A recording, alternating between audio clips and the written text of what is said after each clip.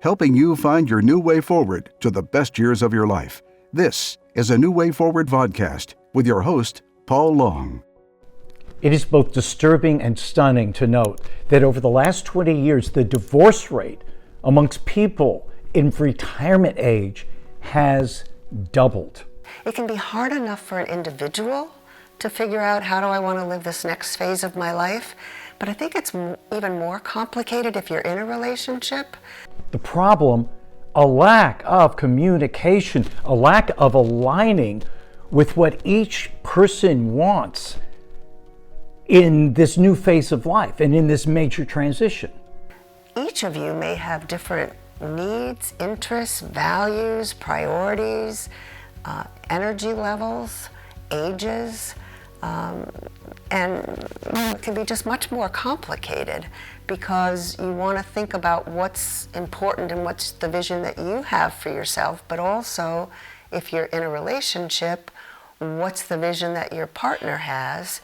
So what I offer you in this video are solutions, are ways to not only avoid divorce or serious problems in your relationship, but rather to actually thrive and do better and elevate not just your relationship, but your life together as individuals as well as a couple by communicating. And a lot of it comes from the woman who you've been seeing, who is Dorian Mintzer, who is a therapist and a speaker and an author. And she is a person that had a lot of retirement clients. And they were coming to her and saying, I'm failing at retirement, because she was at the forefront of acknowledging this trend that traditional retirement was just not working out for more and more people. And she was also discovering how many people were having relationship problems and, of course, the divorce rate going up. So she co-authored a book with Roberta Taylor called The Couples Retirement Puzzle: 10 Must-Have Conversations for Creating an Amazing Life Together. What we began discovering, both from our own clients as well as focus groups, is that there are a number of reasons that people weren't talking. One is people's lives are just so busy, particularly if one or both are working or you're raising a family, like finding time. Sometimes people put more time into talking about vacation than they do into thinking about, what's this next stage of life going to be like? Another is not wanting to open up Pandora's box. There may be this sense that I know we're going to disagree and I don't even want to go there. And so people avoid it. Sometimes people just even assume that they know what the other's thinking. And so they say, we don't need to talk about it. And then suddenly, it gets to be the time of retirement and they discover, assumptions aren't necessarily accurate. And I always say assumptions can get you into hot water. And the other is sometimes people just don't know how to have some of these difficult conversations. So the whole first part of the book is how to have courageous, difficult, and important conversations, how to listen to each other, how to bring difficult things up, how to problem solve, how to negotiate. There is the new reality of longevity too. So we don't have real good role models for how to handle this phase of life in this modern age. This isn't our parents or our grandparents or our great-grandparents' retirement years, because we as a society and as individuals have changed. We need and want more and expect more. Plus, if we take relatively good care of ourselves, we have great relationships and community, and we live with purpose and relevance and fulfillment, well, we can live healthy and active and relevant into our 90s. For our kids, it's going to be longer than that. This is the new reality, and society is changing in this way. It's a new reality now, and in about 10 years, maybe less, it's not going to be the new reality, it's just going to be the reality. So we have to be aware of this, and we have to handle it, and we have to prepare for it. So in this video, we're going to go through each of the 10 must-have conversations, and through it, a few other tips of ways of how to handle this and how to, first of all, leverage one of, if not the most important relationship in your life to not only keep that going well, but to thrive and make it even better. Number 1, if, when, and how to retire or make the transition. And that's a biggie. I mean, since the concept of retirement is changing, and most industries no longer have a mandatory retirement age, it becomes a personal choice. You know, if you're in a relationship and you're both working, should you retire at the same time or a separate time? Some people say it's better to retire at the same time, and then you're able to, kind of adjust simultaneously. Other people say it's really better to do it separately. The jury's not out, and there's so many variables in relation to it. So there's so many factors, and some people are burned out from what they are doing. Some people love what they're doing. Some love what they're doing, but they want to do it in a different way, maybe phasing out or working part-time. And it may be possible. I encourage people always, if you like what you're doing and you like where you're working, but you don't want to do it full-time anymore, you have nothing to lose to talk with your employer about, is it possible to make it part-time? Or is it possible to retire from the position you have and then perhaps be able to be a consultant or do some mentoring? In terms of the timing of retirement, it may be, how do we want to do, these beginning years? If we're retiring separately, what will it mean if I'm still working and you're not? Number 2, let's talk about money. Talking about finances without fighting. Couples are talking about divorcing. Money is generally a big part of it.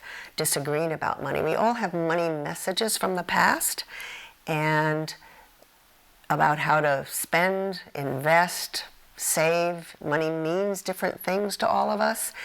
And so it's complicated enough as an individual, and then it can be very complicated in a relationship. So it's important to find ways to talk about money together. And I'm also a firm believer, no matter how much or how little money you have, it is very important to talk to a financial planner so you have some reality. And it's not just a number for the sake of a number, but it's thinking holistically, what's the way you want to live?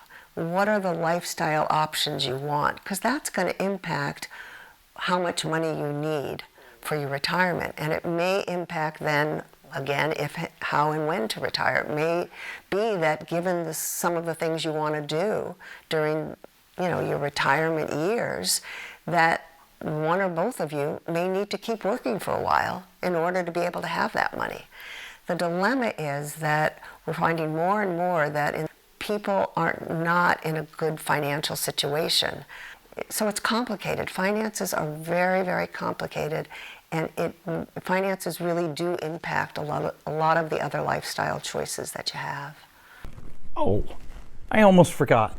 And this is a really big thing. As I advocate for everybody in this new reality of longevity and, having 30, 40 years of healthy, active life left, of not doing traditional retirement, because the divorce rate is just one thing. You've got people who are depressed, drug abuse, alcoholism, things of that sort, because they've lost their relevance, their self-identity, they're not being fulfilled, they don't have purpose, they don't have anything to bring them true, deep satisfaction, and so they pursue something else, and that's the mega trend. And that's the path that I took when I was seeking what am I going to do in this phase of life? I decided it wasn't going to be that thing that causes alcoholism, drug abuse, and all that kind of stuff. I'm going to pursue my own thing. I'm going to make it my turn. This requires a big conversation as well, because, in my case, it's like, well, okay, I'm going to stop doing what I was doing. I'm going to retire from it, I guess, like a football player retires from football, and I'm going to start this new endeavor. Kim and I, I'm pointing at the chair she usually sits in here in the living room. We had to talk that through. I had to say, I really feel like I need to do this. This is what it's going to be involved. Here's the upside of it. It's going to cost some money for me to do this. I do hope to earn from it, blah, blah, blah, blah, blah. I had to get her alignment. First of all, her understanding of what it was that I wanted, and what I thought that it would be like. That's really critical and that's critical in any phase of life when you're wanting to change a job or career or start up as an entrepreneur, that you really have to, it's not just one conversation, but have an understanding of what it is and a conversation of how together we're going to make it work. Okay, now let's go back to Dory's 10 conversations. The next one, and it's a biggie, it's got some real depth to it, is changing roles and identities. You know, for many of us, if we've worked a good part of our life, our identity is our work. If you've been a parent, your identity may be your parent, being a parent, or it may be both. And as you're beginning to think about changes in working or how you're working or how much, and also if you've had children and if your children are growing and they're kind of being launched, I think there are a lot of parallels between the empty nest and also retiring from work. It's very important to think about who am I in different ways. What's my identity? You know, who am I in addition to being a parent? Who am I in addition to being whatever career or job that you've been in? If one or both aren't working, and you had a way, literally, of roles and household responsibilities at home, you know, it's time that you may want to rethink that. And the next one is a biggie, and maybe bigger than you might think, and that's time together and time apart. If you think about it, when people are working, it's built in, unless you're in a family business and working together or working at home. But in general, you get up, you go to work, maybe both of you do, and there's time together and time apart. If one or both isn't working or not working in the same way, again, this is an important area to discuss. And assumptions and expectations can really wreak havoc here. I've seen situations where one person expects the other is going to want to spend all their time together, and the other doesn't view it that way and wants to have time with other friends or time at the gym or maybe do an encore career. And it can lead to a lot of disagreement and fights. One couple, as an example, both worked. They had a routine where, after work, she tended to work longer hours. He'd go out with friends. They'd come home. They'd have dinner together. And she finally decided she really didn't want to work full-time anymore. So she cut back to part-time. In her head, the idea was she was going to come home. She was going to make this great dinner, and her husband would come home, and they'd have this lovely evening together. They never communicated that. So she's home and making these wonderful meals. He does what he was doing before. His assumption was she really wanted to work less because she just wanted time to herself. So he still went out with the buddies after work, and he'd come home and couldn't figure out why she had already eaten and why she was angry at him.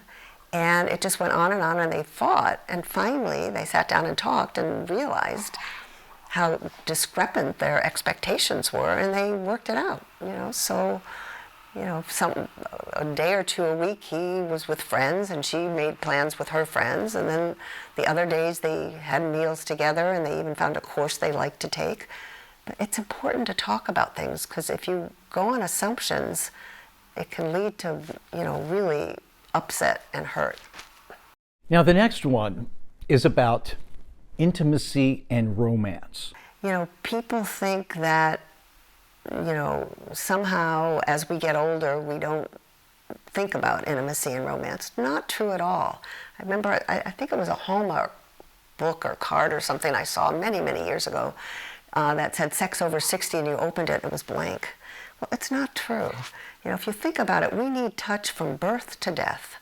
We need intimacy, emotional intimacy and physical intimacy. And it is true, our bodies change, desires change, but there are so many ways of being able to share and express love for a partner. If you're suddenly single by divorce or widowhood, life does not end. If you're single by choice, We all need and want relationships. And so it is important to recognize that some of what you're able to do or what may interest you may change as you get older. Some people say that actually, lovemaking and sexuality and sensuality as we get older is even better because there's no inhibitions and there's not so much pressure. So be open to the fact that, we all need and want intimacy, emotional and physical or spiritual. All right, here's a complicated one. Relationships with family. And people can disagree on what are the roles and responsibilities. And I think they differ in cultures and ethnic groups. Some people, really have a very strong family dictate that you take care of older parents, and some don't. And we live in a complicated world where people live all over the globe. And so if you have children, you can't necessarily count on they're going to be there for you. If you don't have children, it's even more important to build in what are the safety supports that are going to be there. Who can you count on? Who's in your community? Who's your extended family, that maybe your extended family by creation. We all need to kind of build community and family.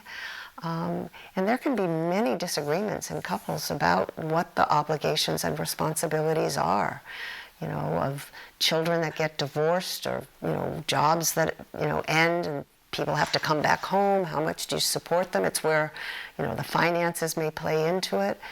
And you may disagree. And it's important to really talk about this because it can create a lot of resentment. I've seen a whole continuum of how people deal with it. And it's just, again, there's no simple answer, but an important conversation to have. And the next one is, and this is huge, it's fundamental, health and wellness.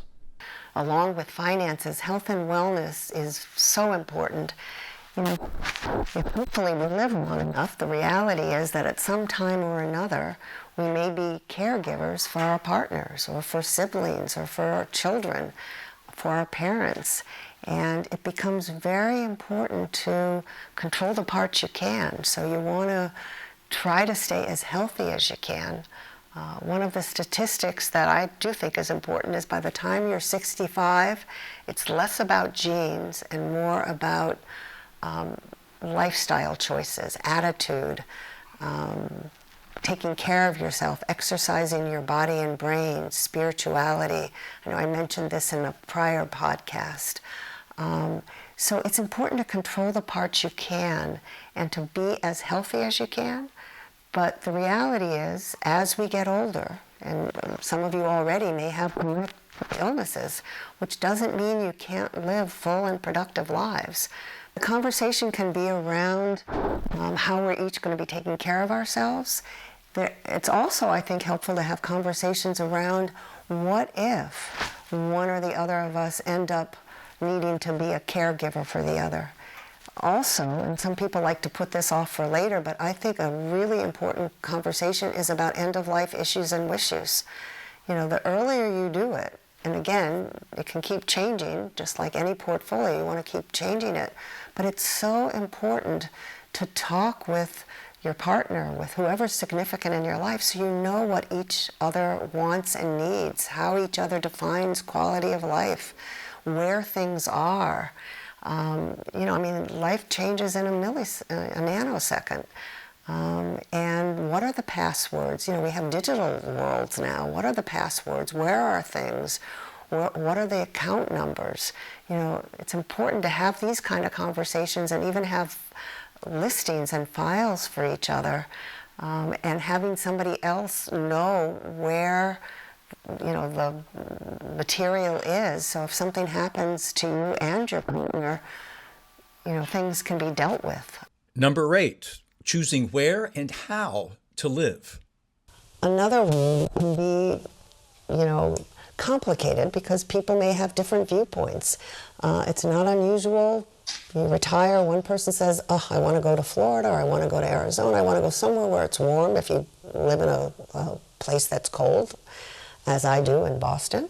And the other person says, no way, I don't want to be, I don't like being in wherever it is, Florida. I don't want to just play golf all the time. I want to be near the children or grandchildren or my nieces and nephews.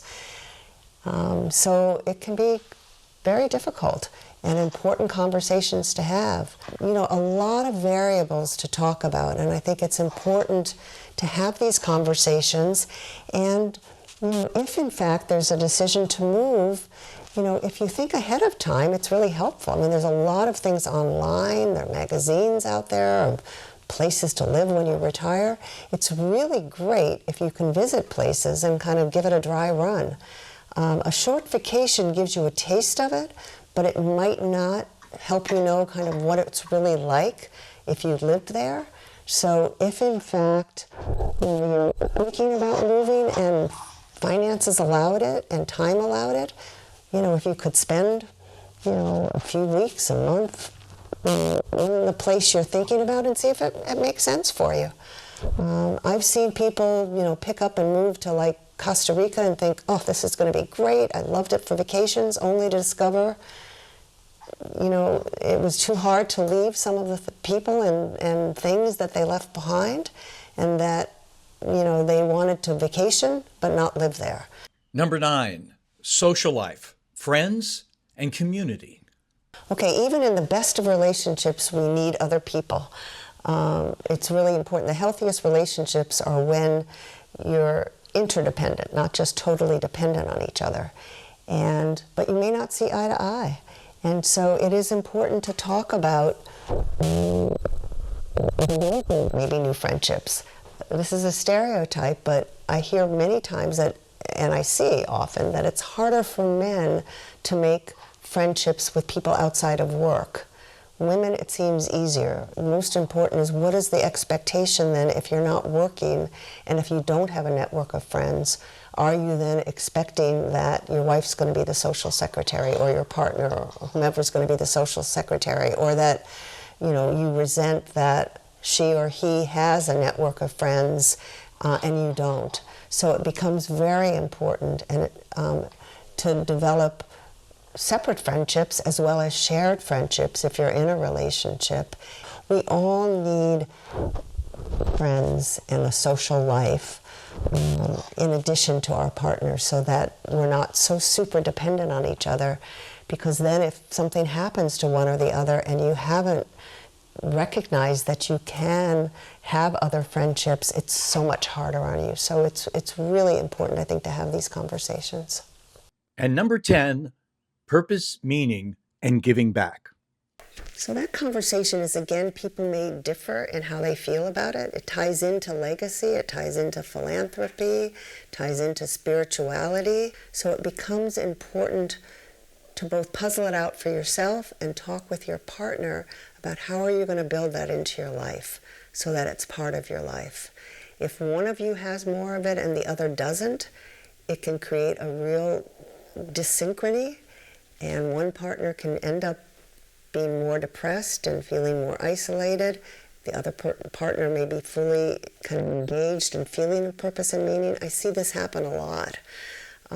So it's important for each of you to talk about it, and to talk about it, if possible, before, to begin to develop some interests so that they're sort of there and you're already developing them before you retire. And if not, to again recognize maybe something's missing and that you need to talk about it together and talk about it with other people. And again, lifelong learning programs come into it. Maybe doing that together, maybe doing it separately, but it's an important conversation so that there's a sense that each of you are able to feel that sense of well-being and feel connection and engagement and purpose and meaning. By the way, I want to throw in a little bonus tip here, because I know in a lot of relationships there are some things that are really difficult to bring up, and it may be a trigger. Like the moment you start talking about it, you got a problem, right? And it's a technique I heard about a few years ago, and I think it's incredible. If when you've got that, and by the way, you can apply this to other situations with someone important to you. And that is, instead of having that conversation at first, you write that person a letter. Now, think about it. When you, first of all, if you're going to write that letter, you're going to slow your mind down, and you're going to write it, and maybe write it and draft it and edit it and things of that sort, to put it in just the right way to, first of all, avoid attacking that person. But to state, I just want you to know how I feel. I just want you to know how I think. That's it. No demands or anything else, just saying, just laying that groundwork. Because here's what this does, and this is huge, this is magical almost. He said, it not only has it slowed you down to really think it through and put it forth in the right, most constructive way. But you know, when you're in a conversation with somebody, just the way I'm talking to you, just my little micro expressions, the voice, the inflections that I have can raise the temperature level. Plus, the other person is very often sitting there having emotional reactions to it, so they may not be hearing you, or they may be preparing their response. This letter allows them to just read it, takes all of that out of it. And then also, it's good to say, don't respond to me for at least the next 48 hours. To give that person time to process it. Because if it's something that triggers an emotion, then they're going to be feeling defensive, or who are you to say this, or you're crazy, or how dare you say that to me. I've had that happen to me. I learned this ages ago. It's benefited me from life, hearing something I don't want to hear but I need to hear, and knowing that I'm not really going to address it until tomorrow morning at the earliest, because right now I'm emotive about it. You know, I'm feeling defensive or hurt or something like that. But I know that the next day after I've gotten past that emotion, I'm like, you know what? You got a point. Or no, you don't. But whatever the case may be. So writing a letter for some of these conversations might be a really good way to address some of these issues that are highly sensitive. I bet you know someone else or some other people who could really stand to see this and to know this.